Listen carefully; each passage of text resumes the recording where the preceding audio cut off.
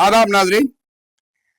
कांग्रेस की जानिब से वोट चोरी को लेकर जहां पर बिहार में बड़े पैमाने पर एहतजाज किया गया, रैलीज निकाले गए, रोड शोज किए गए थे राहुल गांधी की जानिब से, लेकिन उसके बावजूद भी बिहार इलेक्शन में कांग्रेस का उतना महत्वपूर्ण रिजल्ट सामने नहीं आया।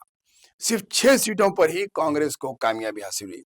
लेकिन अब फिर दोबारा जहां बंगाल के और उत्तर प्रदेश के और दीगर रियासतों के इलेक्शंस आने वाले हैं आइंदा साल और 2027 में, तो फिर कांग्रेस ने दोबारा वोट चोर गद्दी छोड़ का जो नारा लिया है उसको लेकर रामलीला मैदान दिल्ली में बड़े पैमाने पर रैली निकाली और जलसे का इनेकाद किया।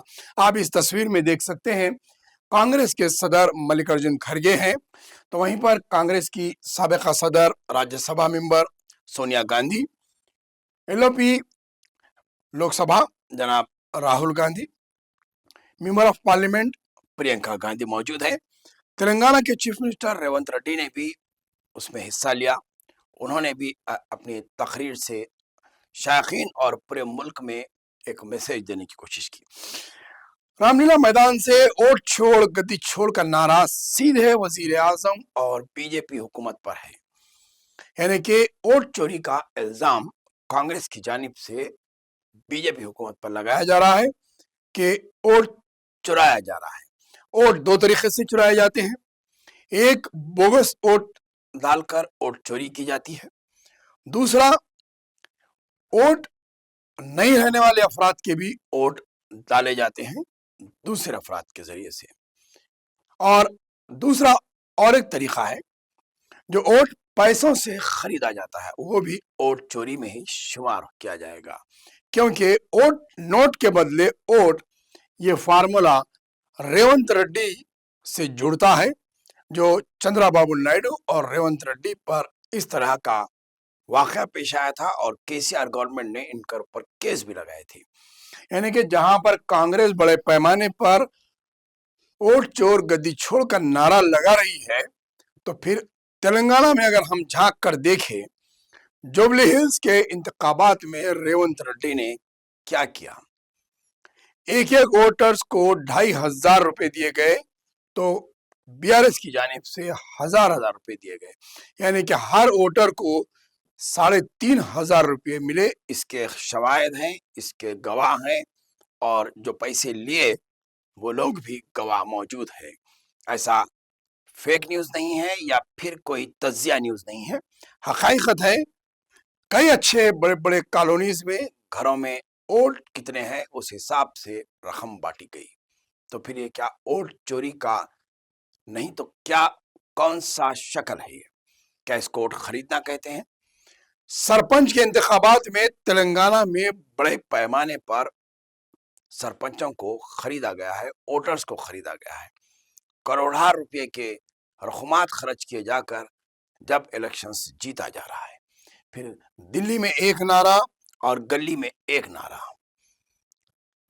ये कांग्रेस की कौन सी दो रुखी सियासत है, जहां पर दिल्ली में बड़े पैमाने पर जलसा करते हुए मुल्क भर में वोट चोर गद्दी छोड़कर नारा लगाया जा रहा है, तो फिर रियासत तेलंगाना में कौन सा फार्मूला इस्तेमाल किया जा रहा है? वोट खरीदे जा रहे हैं, सियासी जमातों को पैकेज दिया जा रहा है कि ये इलेक्शन में इस कैंडिडेट को जिता कर दो। कैंडिडेट को जिताने के लिए सियासी जमातों को पैकेजेस दिए गए हैं ताकि खरीद कर वोट कांग्रेस की झोली में डलाओ, और सियासी जमातों के लीडर्स, वर्कर्स गली गली, चप्पा चप्पा, दर दर वोट मांगते फिरते हुए देखे गए। लोकल बॉडी इलेक्शन में हो या फिर बाय इलेक्शन में हो, आपको कांग्रेस की इस सियासत को कौन सी सियासत कहेंगे?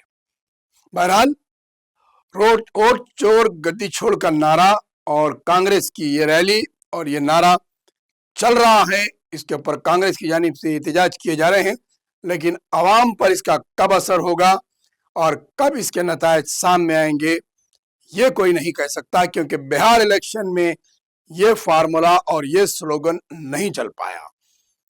लेकिन तेलंगाना का मौक़िफ़ अलग है। रेवंत रेड्डी की हम आपको बता सकते हैं, तस्वीर आप देखेंगे। गरीब लोगों को वोट हक छीन लेने वाले, अगर एक बार उनका नाम वोटर लिस्ट से निकल गए, उसके बाद आधार कार्ड निकलने वाले, उसके बाद रेशन कार्ड निकालने वाले हैं, उसके बाद उनका जमीन जायदाद खींच लेने वाले हैं। इस देश में जो मूलवासी आदिवासी है, उन लोग सब कुछ खो जाएंगे।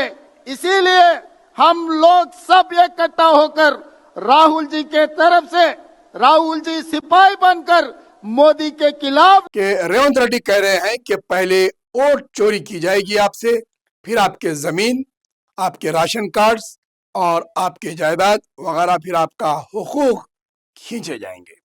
यानी कि जब तक बीजेपी इख्तिदार पर रहेगी, आपके तमाम तर शहरी हुकूक को खींच लिया जाएगा। ये रेवंत रेड्डी की तकरीर है। तो वहीं पर प्रियंका गांधी और राहुल गांधी के भी तकारीर में इसी तरीके के अल्फाज की झलकियां नजर आती है कि बीजेपी की सरकार शहरियत के साथ साथ दीगर और कई अहम उमूर भी आवाम से छीनने की तैयारी में। देखना यह है कि क्या कांग्रेस की मजबूत रैली, मजबूत एहतजाज बीजेपी को कमजोर कर पाएगा और आवाम की शहरियत की हुकूक को बचाने में क्या 150 साल कांग्रेस पार्टी कामयाब हो पाएगी।